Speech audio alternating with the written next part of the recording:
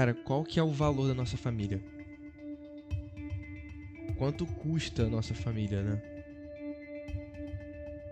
Qual que é o perigo da gente, assim como o Ló, se achar preparado pra se enfiar no meio da tentação como ele fez?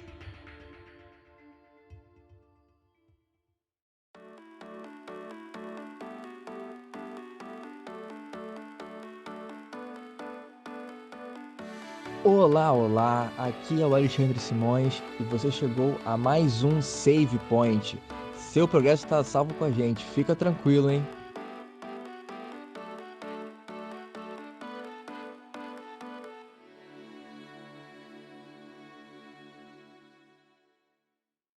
Seja mais uma vez bem-vindo ou bem-vinda ao podcast Save Point. Eu prometo que esse episódio não vai ser sobre o Alexandre Pato.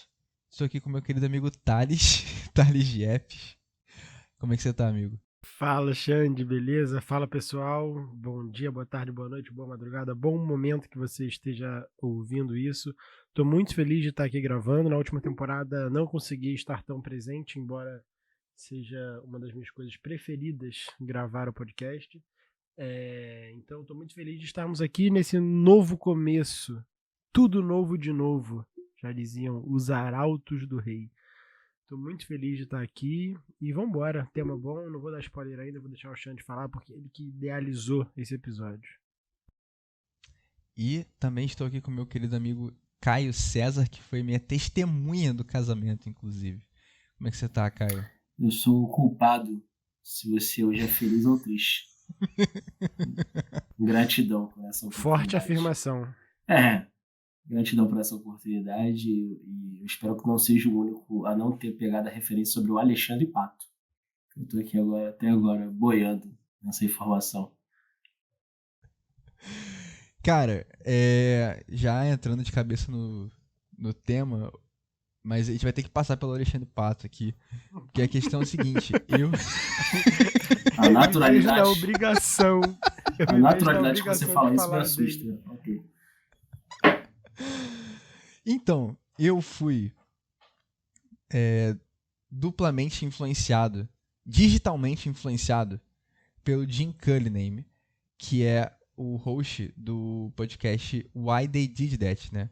Uma tradução livre seria Porque Eles Fizeram Aquilo, que é um podcast gringo cristão falando sobre personagens da Bíblia e como que as escolhas e decisões deles podem impactar nas nossas, né? E eles fizeram um episódio há pouco tempo atrás falando sobre Ló. Acho que foi um dos últimos episódios que lançou quando a gente está gravando esse episódio hoje. E aí eu acabei voltando na história de Ló, que é uma história que me intriga bastante. E o Jim Cullinane postou no Twitter dele um post com a foto do Alexandre Pato, com a camisa do São Paulo. Só que o Jim Cullinane é inglês.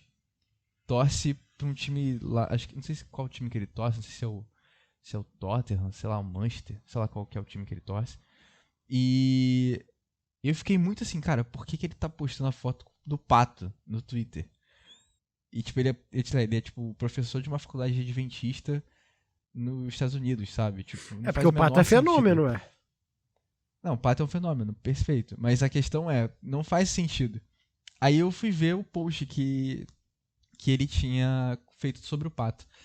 E aí era uma entrevista do Pato pro The Players Tribune. E era um trecho da entrevista dele que ia contando sobre a história de vida do Pato. Porque o Pato, pra quem não sabe, ele era um jogador do Internacional.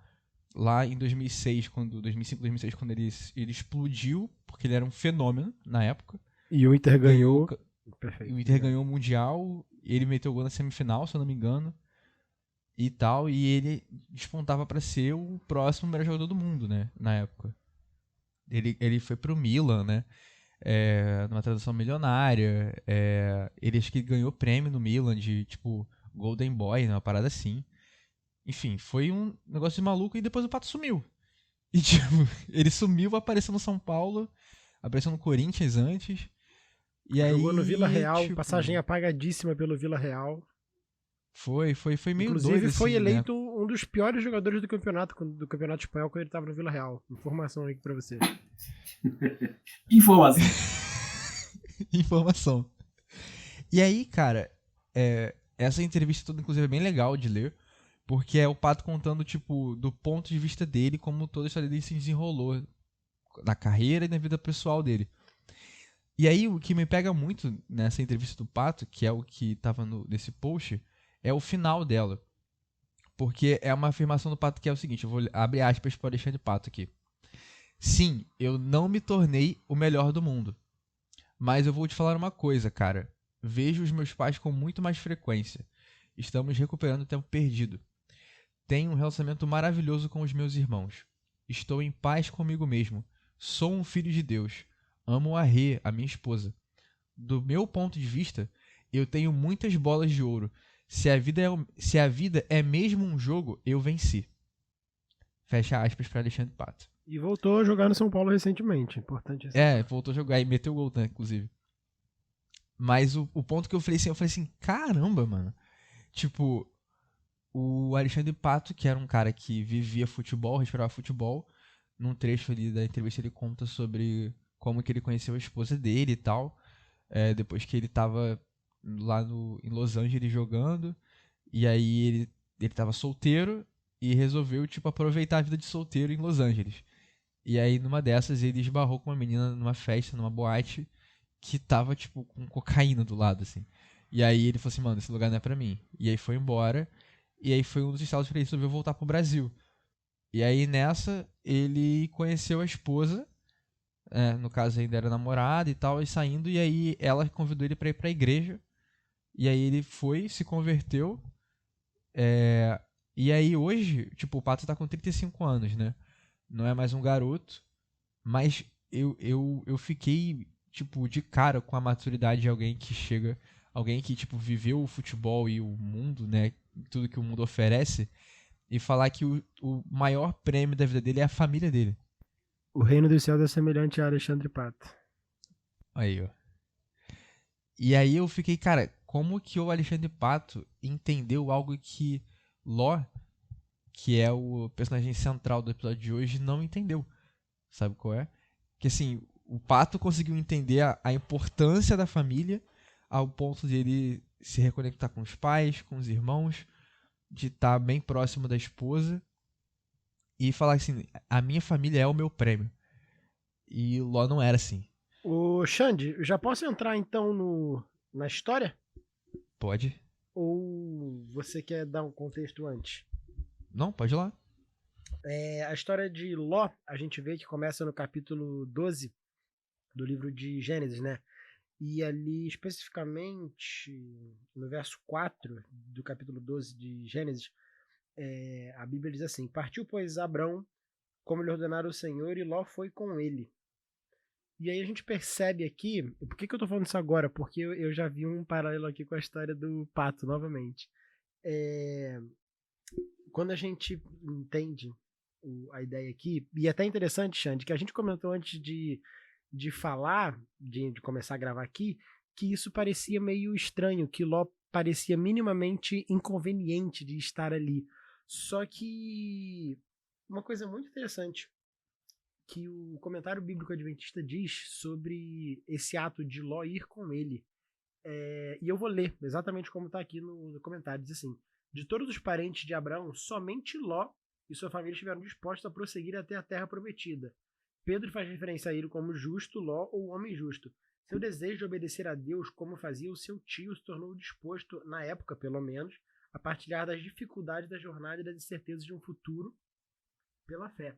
E é legal que a gente vê, assim como o Pato começou ali, tendo uma explosão meteórica, a gente vê aqui Ló como uma pessoa que estava disposta a passar por tudo que tinha que passar pela sua fé, e ele tinha um exemplo muito bom, que era o tio dele ali, Abraão, e a gente vê que depois a carreira, entre aspas, de Ló não deu muito certo, mas enfim, só porque você comentou ali do início da carreira do Pato, e eu lembrei também aqui disso que a gente comentou. Maneiro. E acho que tem esses dois pontos, né? Tanto o ponto de Ló querer ir pra seguir os passos do tio, ao mesmo tempo que Deus pede pra Abraão sair da casa da parentela, largar a parentela pra trás na casa do pai. E a parentela, no caso, inclui Ló, né? Porque a família de Abraão era só, no caso de Abrão ainda, né? Era Abrão e a sua esposa Sarai. Mas Ló vai no meio ali junto. Até a Bíblia fala, né? Tipo, Abrão fez como o Senhor lhe tinha dito, né? Saiu ali no capítulo 12 de Ur em direção a Canaã. E Ló foi com ele, né? Tipo, Ló tava ali de agregado na história toda. E o que acontece é que justamente a presença de Ló no meio da família de Abraão começa a ser um problema. Não necessariamente por conta de Ló, mas porque é quase como se duas famílias estivessem disputando a mesma casa, né? E aí tem toda a treta envolvendo ali os pastores de Ló e os pastores de Abrão, porque os rebanhos começam a crescer, e aí começa a faltar espaço para os dois, e aí eles resolvem se separar. E aí a gente vê ali, né, no capítulo 13, eles se separam. Abrão fala pra Ló, assim, ó, você escolhe o lugar pra onde você vai que eu vou na direção oposta.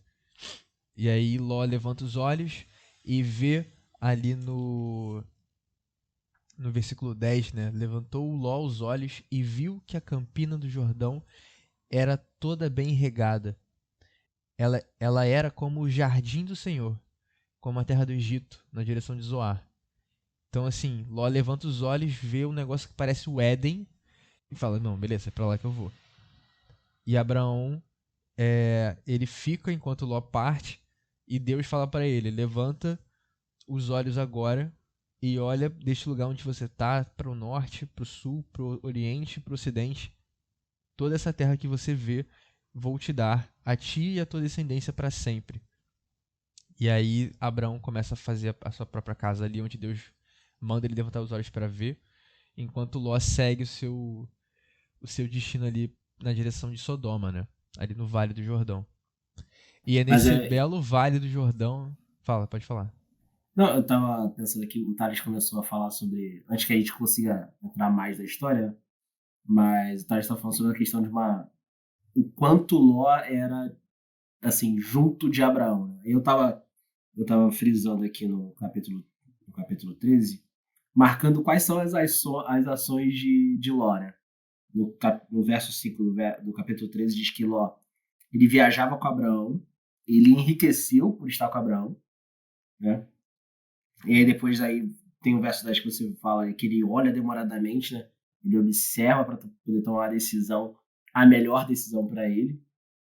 E depois, no final do verso 11, vai dizer que ele partiu para essa terra onde ele demorou, ele pensou, ele escolheu de forma sábia. Né? Mas é interessante que lá no capítulo 11, no final do capítulo 11, a partir do verso 27, vai falar sobre a família de Terá. Terá, que é pai de Abraão.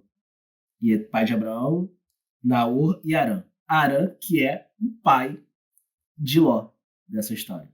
E aí vai dizer que Arã, ele morre ali em Ur dos Caldeus. E aí por isso que Ló ele fica sem uma referência.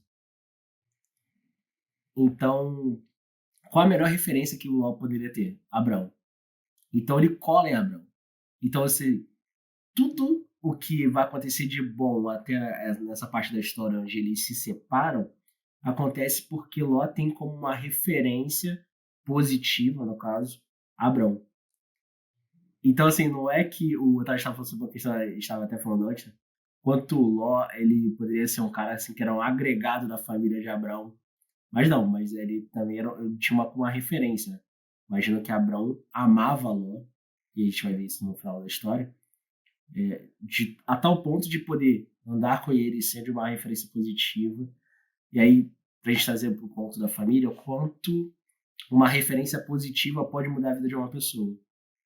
O quanto ter a companhia, a sabedoria de você ouvir conselhos sábios, de você ter o discernimento, né, de aprender. E aí vai dizer que Ló enriquece, não porque ele ganhava coisas, mas porque ele vai vendo a forma como Abraão tocava seus negócios e com isso ele vai aprendendo e ele vai adquirindo junto, né? Não é que ele ganha uma herança, mas ele vai administrando, vai aprendendo e assim ele vai seguindo. E é importante sobre a questão de uma referência no início.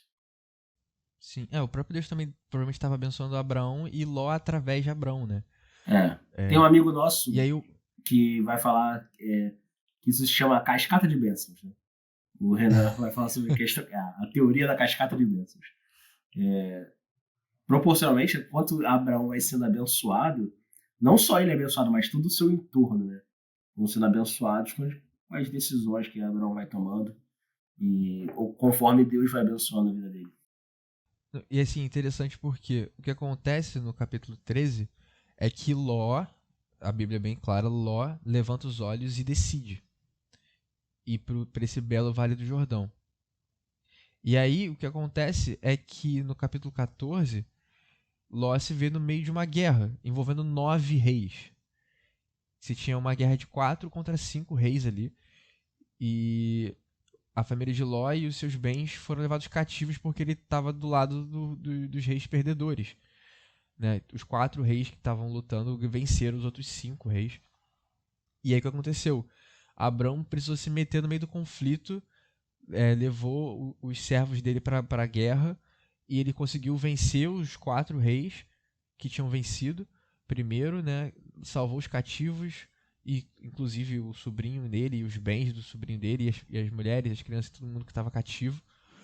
E aí é até uma conjunção dessas bênçãos, né? Porque o que acontece? Ló sai de perto de Abrão e aí ele, né, tá ali seguindo a sua própria vida e ele só consegue depois de receber bênção de novo quando Abrão intercede por ele de forma física no meio da espada mesmo. Mas o lance a gente vê que Ló decidiu ir para Sodoma, pro Vale do Jordão ali em Sodoma, e aconteceu uma guerra que botou a família dele em risco. Isso pra mim parece um alerta, uma bandeira vermelha, né? Tipo, caramba, aqui não é um lugar bom pra você ficar com a sua família, sabe? Ô Xande, sabe outra coisa que também é um alerta, uma bandeira vermelha, um pouco mais sutil, mas pra gente sutil porque a gente só tá lendo a história. Pra quem vive aquele contexto, com certeza não era sutil como é pra gente. Até aqui, embora não tenha tantas coisas na Bíblia, de Gênesis 1 até 13, todas as menções que aparecem de cidades eram minimamente contextos caóticos e conturbados. Todas as situações difíceis estavam envolvidas dentro ou próximas à cidade. Quando a gente vê que Ló, junto, né, como líder da sua família, decide ir para a cidade, e o verso 12 do capítulo 13 ainda fala que ele ia armando as suas tendas até Sodoma, ou seja, ele tinha a intenção de estar cada vez mais dentro, mais próximo da cidade, onde sempre eram grandes centros que tinham coisas que até então na história que a gente via que não eram boas coisas. A gente já percebe ali um alerta vermelho, tipo, cara, você tem certeza que você imagina, né? Talvez a família de Ló falando, cara, a gente vai mesmo pra cidade onde tem um monte de situação ruim, gente ruim, problemática e tal. É pra lá que você quer levar a sua família? Então a gente já vê também esse. Como talvez Ló estivesse minimamente cego pra algumas coisas. Uhum. Até na versão do Caio tu leu, né? Que ele olhava demoradamente pra Sodoma, né? E como é que é curioso o que o Thales falou agora, né? Tipo, ele tava olhando tanto pra Sodoma que ele acabou ficando cego ali. Mas por que vocês acham que às vezes a gente acaba fazendo como o Ló e ignorando esses alertas, essas bandeiras vermelhas que vão levantando? Cara, é porque assim, né? É porque não. Um dos meus pensamentos é porque pode ser uma faca de dois gumes, a gente olha só um lado interessante. Então, por exemplo, ao mesmo tempo que eu falei aqui que as cidades eram lugares minimamente caóticos, era onde estava a riqueza da época, né? Então era onde você tinha a riqueza tanto física quanto de status, talvez, porque você poderia ter uma casa interessante. Então, talvez eu julgar Ló hoje é muito fácil, mas naquela época talvez ele olha, cara, lá a riqueza tá lá, eu vou para onde tá a riqueza porque eu quero ser rico também, eu quero ter riqueza também. Então, Jó talvez desejoso de se colocar estabelecer nas vizinhanças próximas às cidades, né, do Vale do Jordão onde ele estava, onde, enfim, tinha muita riqueza, ele esperava talvez, ele tinha a ideia de que ele conseguisse essa riqueza também. Talvez algo próximo a isso. Eu acho interessante nessa história o fato de que Terá, o avô de Ló, ele toma sua família e ele vai em direção a Canaã. Só que ele para em Harã e ali ele fica, né? Abraão segue viagem e vai com Ló. Se minimamente a gente pensar que Ló era um cara que convivia com Abraão e aprendia com ele, e aprendia sobre o Deus de Abraão, viu pensando assim, o mínimo que eu poderia esperar é que essa história da promessa, onde Deus promete assim, falar para Abraão, sai desse lugar, eu vou te mostrar para onde você deve ir, eu vou fazer o seu caminho um lugar abençoado e tudo mais. Eu ia ficar pensando assim, cara, eu acho que é melhor ficar aqui perto para poder desfrutar um pouquinho dessa bênção, né? Só que Ló vai tomando suas próprias decisões, enxergando daquela oportunidade, né? De falar assim, olha, eu posso ser um cara também de sucesso. Eu posso ser um cara que, através das minhas decisões, eu vou colher os bons frutos, né? Mesmo com todas as diversidades, ele queria, eu acho, poderia passar na cabeça de Ló assim, eu posso provar que eu consigo. Eu sou um cara bom, vou ser um bom negociante. Mesmo com todas as situações adversas. Né? Mesmo não sendo um lugar bom, mesmo sendo um lugar ali conflituoso, ele poderia se sobressair. E também a gente tem que pensar que ele estava acostumado com as bênçãos que Deus derramava sobre Abraão, né? Que, consequentemente, caía sobre ele. Ele poderia pensar assim, poxa, Deus vai continuar me abençoando, né? Da forma que ele tem feito até aqui. Sim. E até quando o Thales comentou ali sobre a cidade, né? Quando Moisés está aqui escrevendo, ele descreve Sodoma, além de descrever a beleza física, ele fala ali no verso 13 do capítulo 13, que, ora, eram maus os homens de Sodoma e grandes pecadores contra o Senhor. Então, tipo, ele já começa dizendo ali, ó, Ló decidiu errado. Tipo, ele já começa, tipo, ele assim que Ló parte, Moisés já dá essa nota ali de rodapé, olha só. O lugar para onde Ló tá indo era um lugar conhecido como de pessoas ruins, pessoas más perante Deus. Mas a gente poderia dizer que não preciso chegar no final dessa história para dizer que nada de bom pode sair desse contexto. Né? É um lugar complicado. Eu fico me perguntando, cara, por que Ló ele decide levar a família para uma terra de homens maus? E aí o Caio tava falando, né, sobre o lance da bênção, né? Eu tenho, às vezes, a impressão que Ló achava que ele ia ser um feixe de luz no meio das trevas. E de que ele ia ser um farol ali no meio. Ô, Xande, isso Fala. me parece muito cômodo, né? É igual a gente... Enfim. É igual namoro missionário, né? Eu ia citar um exemplo. Não é nem só... Eu estou quando meu coração falou assim, melhor não. Mas assim, é o famoso cristianismo à la carte, né? E aí a gente fala, eu acho que vai ser muito bom, eu vou ser luz num lugar específico. Então, novamente, aqui a gente não tá falando contra você ir em qualquer lugar, especificamente o problema não é você estar naquele lugar.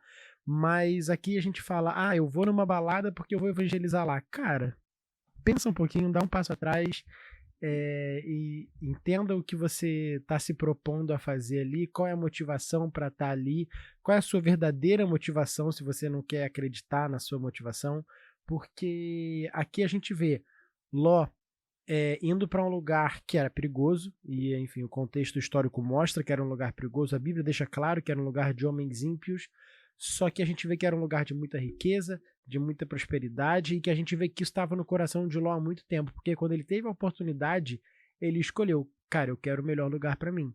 Então a gente vê ali ele tendo uma atitude minimamente egoísta, desde que ele teve a oportunidade de ter a atitude minimamente egoísta. Então... E ele colocou o bem da família na frente. Talvez, no fundo, ele achava que aquilo ali fosse melhor pra família dele. Mas... Ou então ele tava usando pra justificar Isso, a escolha dele de que exatamente. era pra família, né? Só que no fundo, a gente percebe ali dos perigos da prosperidade, sabe? Como não a prosperidade bíblica, mas a prosperidade que a gente entende quanto material, status e tudo mais. Que assim, você pegando um spoiler lá da frente, lá no capítulo 19... a gente vê que Ló não foi um missionário em Sodoma. Porque quando Abraão, né, tá ali barganhando com Deus para poder salvar Sodoma, ele chega em 10 pessoas. Ou seja, se tiverem 10 justos em Sodoma, beleza, a gente poupa a cidade. Só que aí lembra, quem era a família de Ló? Ló, a esposa, 2 filhas, 2 genros, 6 pessoas. Se eles tivessem conseguido converter mais 4 pessoas, somava 10. Eles não conseguiram somar 10. Ou seja, Então, quando a assim, gente fala que talvez Jó queria. Jó, eu tô trocando com o Jó toda hora. Ló. Que Ló queria ir lá pra evangelizar. O que acontece é que quando Ló chega pros genros e fala sobre, olha, tá vindo um juízo de Deus, a cidade vai ser destruída com fogo. O que os genros fazem? Riem da cara dele. Cara, quantas vezes será que Ló falou pros genros que eram de Sodoma sobre quem era Deus, sobre como era o caráter de Deus, sobre quem era o Deus que ele servia, a ponto de quando ele chega pra falar sobre o juízo desse Deus, eles não levam a sério o que Ló Ô, fala. Xande, e a gente tá falando aqui, obviamente a gente tá deduzindo, tá, pessoal? Mas quantas vezes, talvez, pra eles terem rido, Ló agiu como um cristão deve agir, né? Porque assim, quando você tem seriedade no que você vive, as pessoas não riem de você no sentido de deboche. Elas podem não acreditar naquilo, elas podem te desmerecer por acreditar naquilo, mas uma pessoa respeitada quando ela vive o que ela prega e o que ela acredita. Então, para eles rirem e debocharem daquela situação ali, quantas vezes Ló teve uma atitude de um cristão verdadeiro? A gente não tem essa resposta, mas a gente pode pressupor e trazer isso de alerta para nossa vida. Só fazer um paralelo a um personagem que corre a história junto de Ló, que é o nosso amigo Abraão, o Abraão, conforme vai passando. E aí, falando sobre o aspecto da família, né? Olha como é interessante. Abraão é o cara que a gente fala que ele é o pai da fé, e a maior história que a gente cita sobre Abraão é sobre o Monte Moriá, ele e Isaac, o filho da promessa, uma história já conhecida. Né?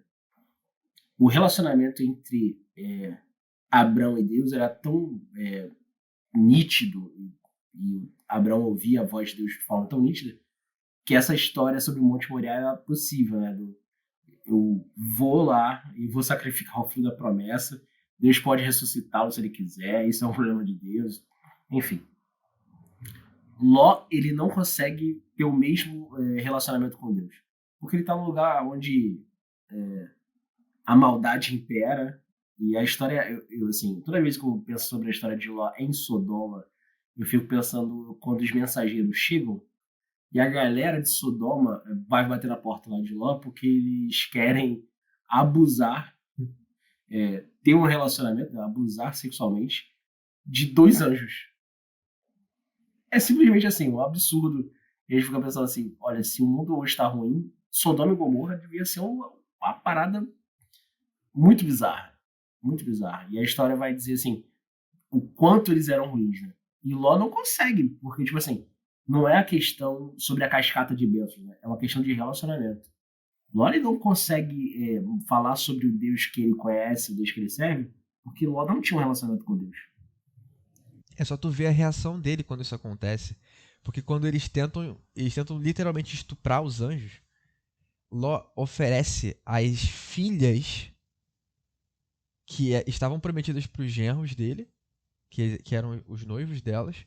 Ele oferece as próprias filhas para os caras abusarem.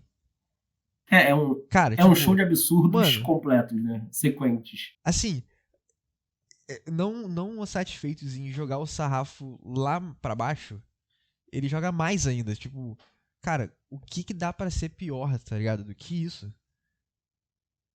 E aí, interessante conversa, Aí, vai dizer ali, né? Que Ló ainda tenta argumentar, né? Por favor, não façam essa maldade. Eu fico pensando assim, gente, o que passa na cabeça de Ló de tentar argumentar isso? Gente, por favor, vamos ser seres pacíficos, né? Toma aqui minhas 2 filhas. Pô, cara, assim, é loucura, mano, é loucura. E assim, voltando ainda um pouco, ali no capítulo 18, que é quando a gente tem essas histórias, a gente tem esses paralelos, né? Que ali, enquanto Abraão ali tá no capítulo 18 e tá sentado na frente da tenda dele,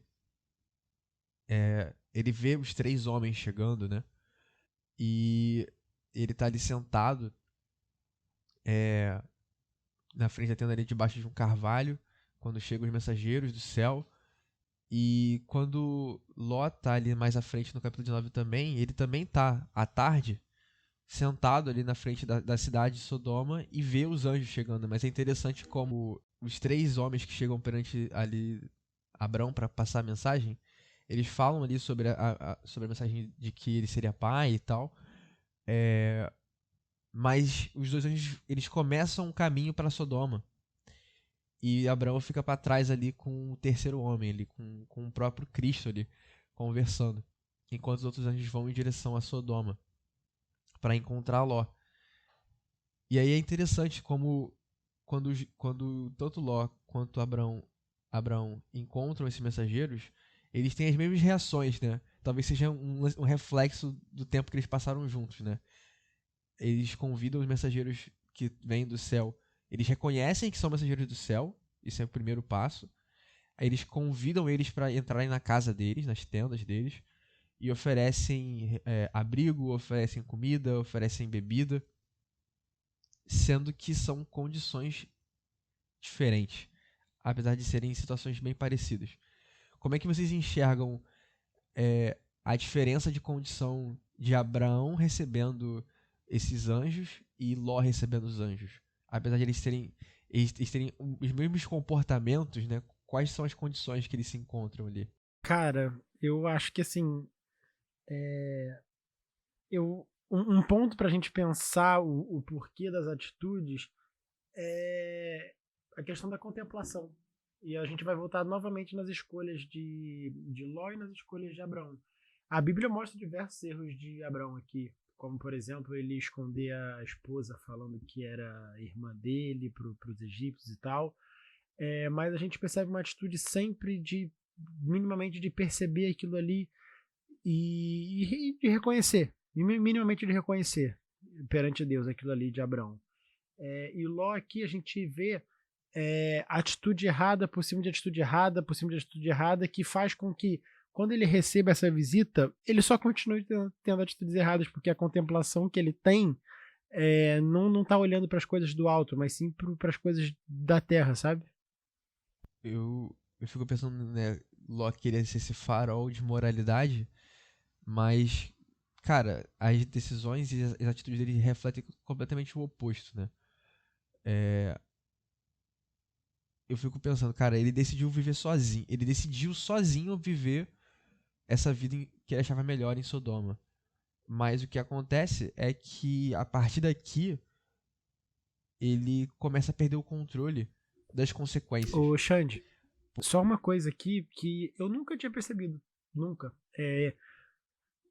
A Ló, ele foi tão incapaz, quando a gente fala ali das 10 pessoas que poderiam ter ali na cidade e tal.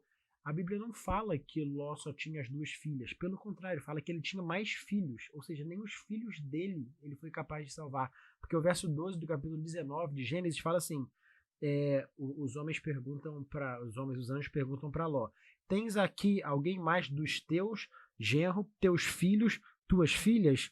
Todos quantos têm na cidade, faz sair deste lugar. Ou seja, os anjos falam assim: cara, todo mundo que for seu aqui, faz sair que a gente vai salvar. E é legal a gente perceber que, embora os filhos de Ló aqui não aceitaram, a salvação estava disponível para eles, mesmo sem eles merecerem. Então a gente percebe aqui mais um pouco da graça de Deus. E a gente percebe que, embora Ló tivesse tido atitudes a ponto de não conseguir salvar a própria família, nem os filhos, porque a Bíblia fala que eles não foram, ou seja, essas 10 pessoas santas que teriam ali, nem os próprios filhos de Ló ele conseguiu fazer com que se mantivessem no caminho do Senhor. Então são muitas atitudes erradas ali que levam a consequências muito ruins. E o lance é que as consequências, elas não caem só sobre Ló. Ele toma a decisão sozinho, mas quem paga a conta não é só ele. É a família dele. É a cascata também, né? É o outro lado da cascata que vocês estão falando. É isso aí. E aí a questão, cara, é que vai passando no capítulo 19, os anjos falam assim, ó, você tá demorando, né? Acho que é até ali no verso 15, quando amanhece, né? E os anjos chegam lá de tarde, e aí ele passa, então tipo, tá de tarde, anoitece, passa a noite, amanhece, e Ló ainda não saiu. E aí os anjos apertam com ele dizendo: levanta, toma tua mulher, tuas 2 filhas que aqui estão, para que não pereças na justiça dessa cidade. E aí vem o verso 16. Ele, porém, demorava-se. E aqueles homens lhe pegaram pela mão de sua mulher e pela mão das suas 2 filhas, sendo-lhe misericordioso o Senhor, e o tiraram e o puseram fora da cidade. Cara, depois de tudo isso, por que Ló estava demorando para sair da cidade? É interessante que ele consegue reconhecer ali que são mensageiros do céu, né? Mas ele não se atenta para a urgência da mensagem. Para ele não parece ser tão urgente assim a ideia de sair. E é interessante até que o verso 16, né? Ou melhor, o verso 17. Né? Quando estava em segurança fora da cidade, um dos anjos ordenou, né? Corram e salvam-se, não olhem para trás, nem parem no vale. Eu achei interessante a instrução do não parem no vale, né? Porque a gente pode pensar que o vale geralmente é um lugar mais tranquilo, onde a cadência vai diminuir, você consegue ali manter um pouquinho do ritmo num lugar mais plano. E aí o anjo falou assim, olha, nem quando você estiver confortável, pare. Continue, você vai correr para as montanhas, lá você vai procurar um lugar seguro, porque a destruição está vindo, né? A urgência da mensagem era tão grande que o anjo não queria nem que ele se sentisse confortável e falar assim, pô, acho que agora aqui no Vale do Seguro a gente pode dar uma diminuída, né? Não, corre porque a mensagem é urgente. E parece que Ló não se atenta a isso, até sair. E aí a história, eu acho que Ló só percebe isso quando a esposa dele olha para trás. E aí você começa a entender que decisões erradas te levam a consequências que nem sempre são positivas.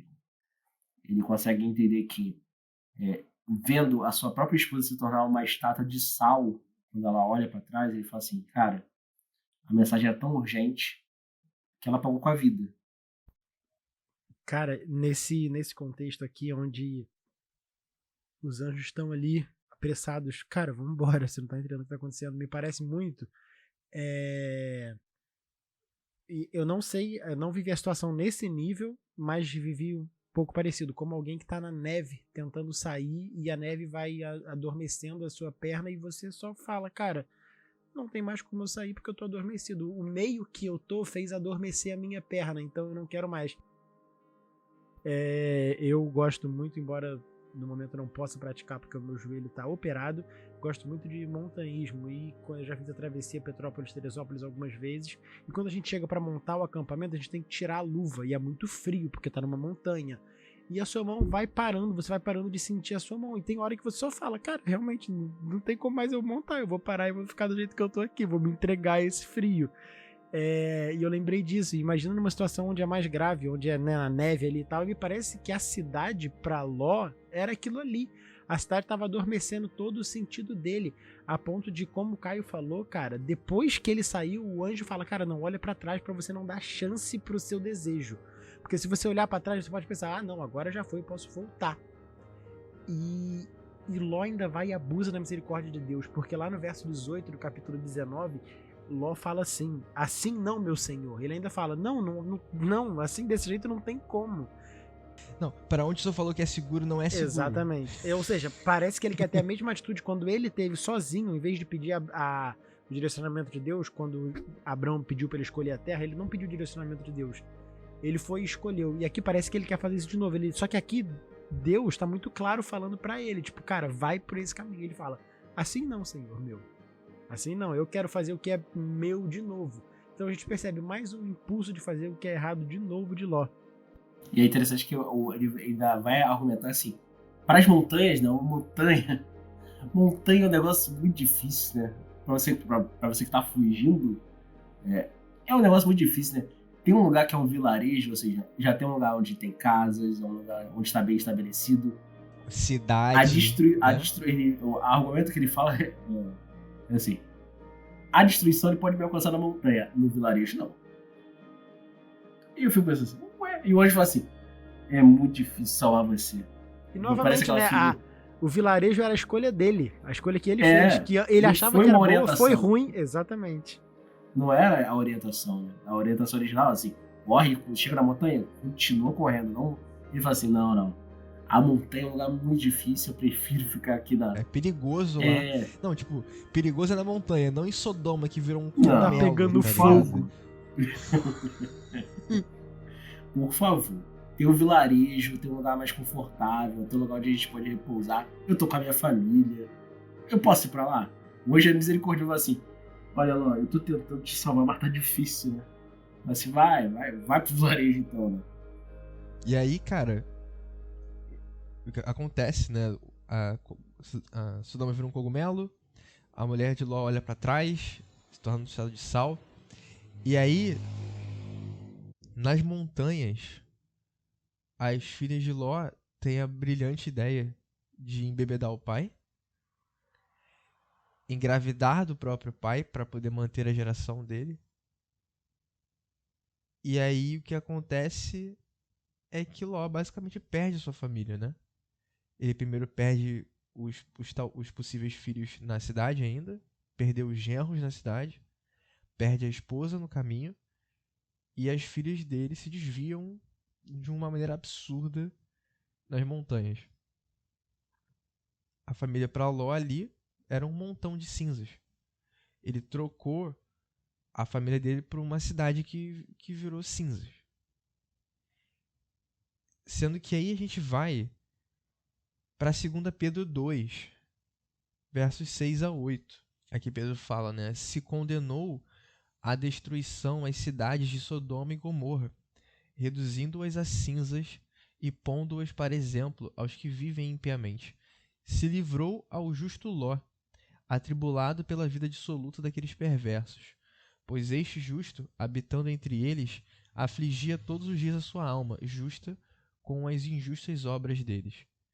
E fica assim, como, em que mundo, em que multiverso Pedro acha que é razoável chamar Ló de justo? Porque Ló parece que é um cara burro às vezes, assim. E inconsequente. E egoísta.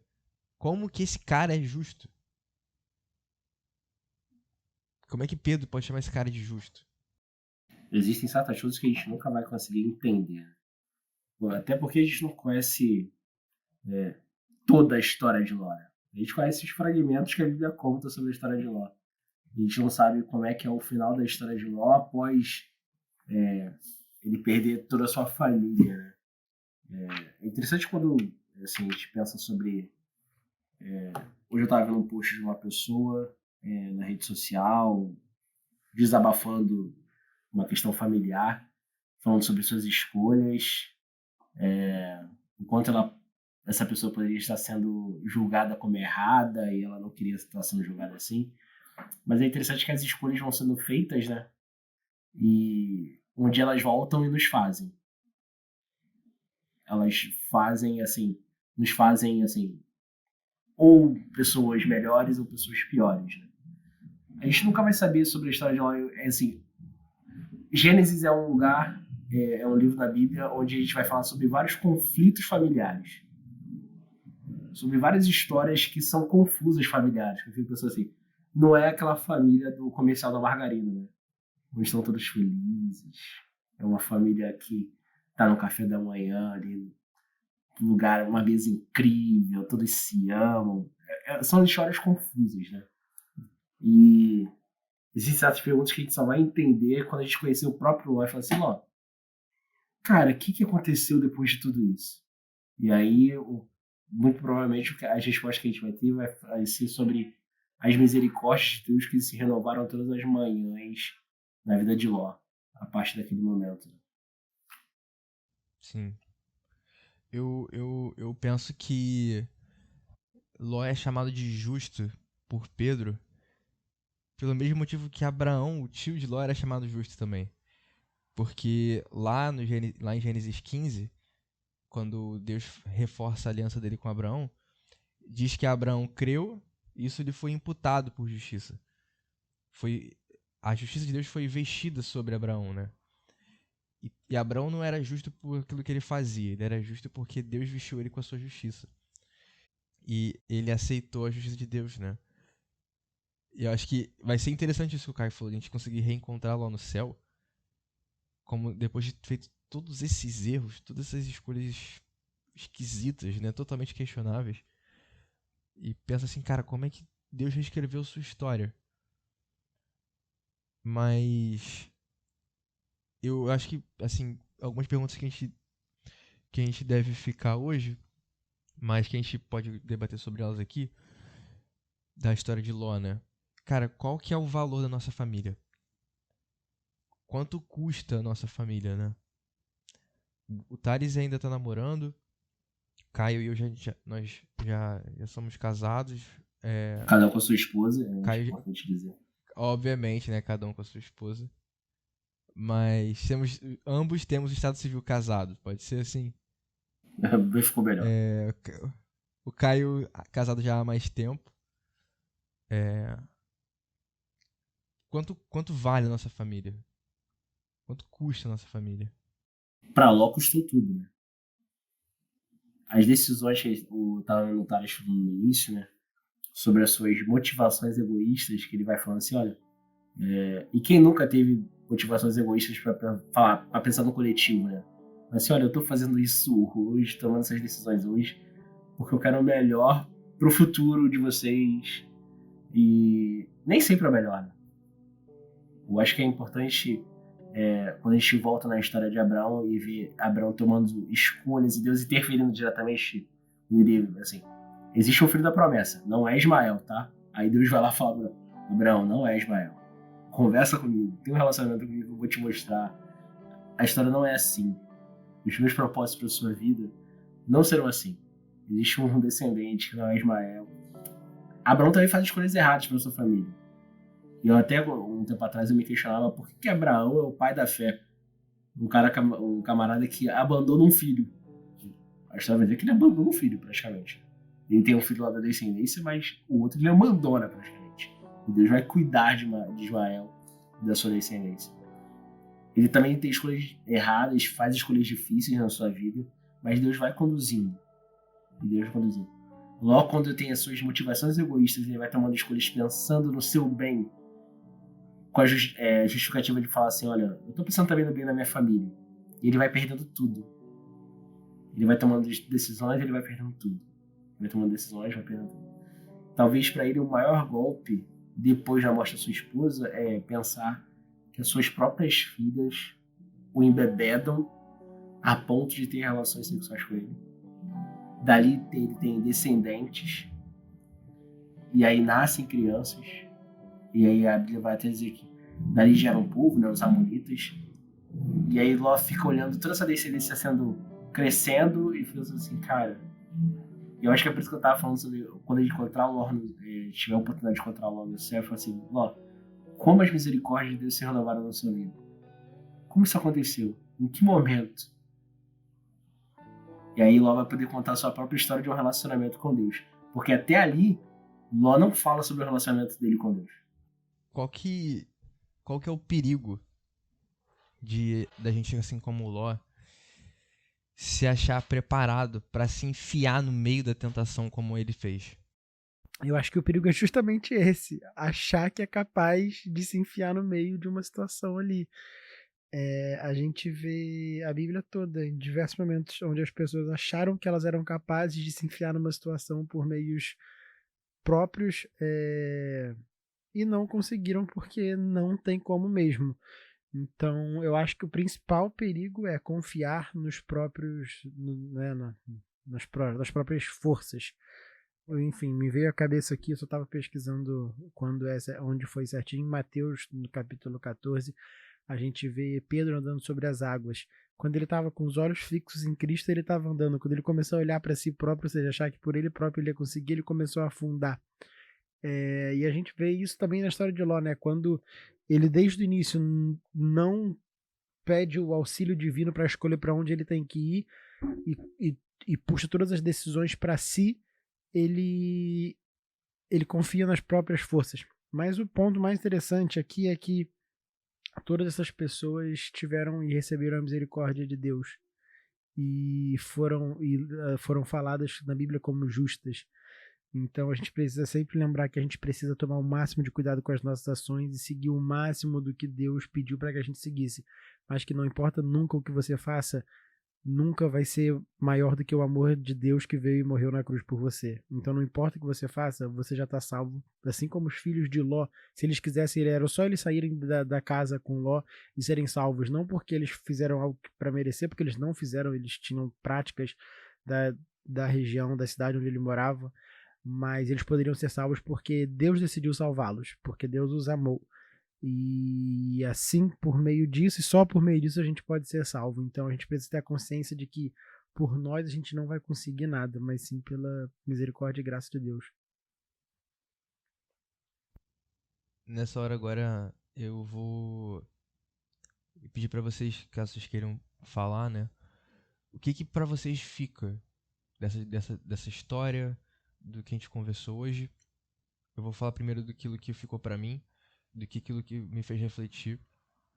E em sequência vocês podem falar de vocês e a gente encerra. Quando eu vejo os anjos tomando a família de Ló pela mão e arrancando eles de Sodoma, o texto que vem na minha mente, é o texto até que eu marquei aqui na minha Bíblia, é o de Jeremias 29:11. Deus tinha grandes planos para Ló e para a família deles. Planos de paz e não de mal, para dar esperança para eles e um futuro. E fica para mim como desde o início Deus tem planos pra gente, assim como ele tinha planos para Ló e para a família dele, e que mesmo quando Ló e a sua família, mas principalmente Ló, tomou decisões erradas, Deus intervinha para tentar dar uma esperança, tentar dar futuro, mesmo que eles decidissem seguir seus próprios planos. E mesmo que isso acontecesse, ainda assim Deus dava a chance de reescrever a sua própria história. E isso ficou marcado pra mim. Cara, pra mim, uma coisa que é forte no texto, mais especificamente para a paternidade, tá? Que a vida não vem com um manual de instrução. Ló não sabia como ser pai. Eu acredito muito que em grande parte das escolhas dele ele estava tentando fazer o que ele achava de melhor para a família dele. Então, né, eu tô falando isso mais específico para o relacionamento com os pais, porque a gente muitas vezes julga os nossos pais, ele, enfim, fez tal coisa, não fez tal coisa, mas ele nunca foi pai antes, né? Ele não sabe ser pai e todas as situações são novas. Só que isso de maneira geral para nossa vida. A gente tem os direcionamentos que Deus dá porque ele nos ama e deu direcionamento, mas muitas coisas a gente não sabe como agir naquela situação. Então, justamente por isso a gente tem que buscar Deus, né? Assim como Ló não fez, quando ele teve a primeira oportunidade, primeiro momento na Bíblia que aparece Ló podendo tomar uma decisão, essa decisão não vem depois do pedido de aconselhamento divino, mas sim vem só do impulso de Ló de querer escolher o melhor para ele. Então, para mim, o que fica mais claro é, cara, peça pela sabedoria divina, peça pelo aconselhamento divino em todas as decisões da sua vida e tenha confiança na promessa de que Deus vai te dar sabedoria para tomar as escolhas baseadas na vontade dele. No fim, para mim, fica uma máxima que eu tenho pensado já há um bom tempo, né? Que nós abraçamos a verdade de que a salvação ela é individual, mas ela também ela é uma coisa relacional, né? Ela é exercida nas relações que nós construímos aqui. No fim, Pedro vai falar que Ló era um camarada que era justo. E Ló estava certo, ele conseguiu permanecer assim, fiel e obediente a Deus, mesmo no lugar chamado Sodoma. Mesmo em todo esse contexto. Mas não foi o fiel o suficiente a ponto de influenciar outros. Não foi justo o suficiente a ponto de fazer com que a sua história fosse um marco na vida de outras pessoas. A salvação ela é de fato individual, mas ela também é exercida nas relações. E se Ló tivesse colocado isso como prioridade de influenciar outras pessoas seriam salvas. Nessa história a gente não contaria mais sobre a história de Ló, sua família, a gente falaria sobre Ló, os vizinhos que estavam ao lado, as pessoas com quem ele negociava. A gente não vai falar sobre apenas algumas pessoas, né? A gente vai falar sobre toda uma comunidade que foi salva por causa da influência de Ló.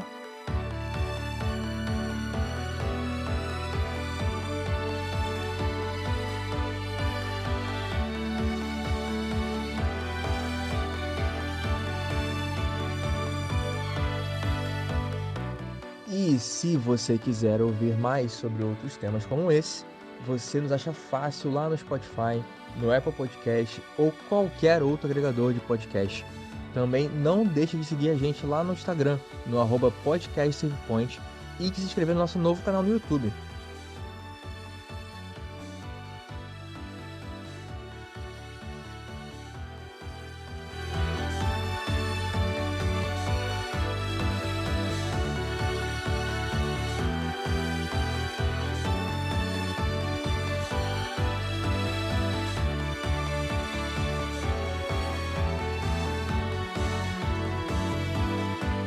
Aqui foi o Alexandre Simões e você passou por mais um Save Point. Nos vemos na próxima fase. Até lá!